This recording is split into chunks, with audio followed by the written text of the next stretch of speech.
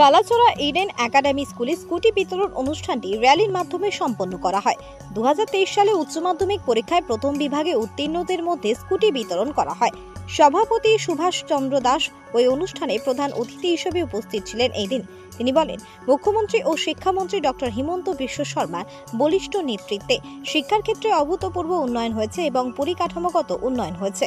উল্লেখ্য, Kalachhara Eden academy বেসরকারি শিক্ষা প্রতিষ্ঠানটি স্থাপিত হয় 2018 সালে। সেই থেকে আজ পর্যন্ত অনেক সুনাম অর্জনের পাশাপাশি ছাত্রছাত্রীদের ভবিষ্যতে উজ্জ্বলের দিক নির্দেশনা করেছেন শিক্ষিকা ও শিক্ষার্থীগণ।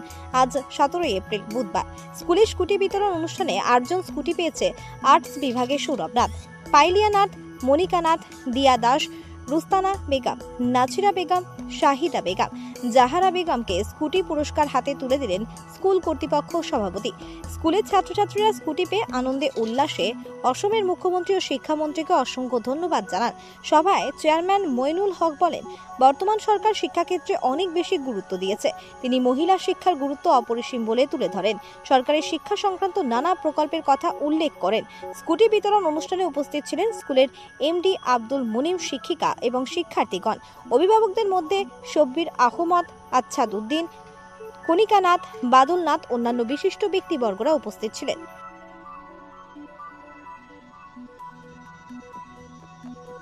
Bureau report, Lankai TV.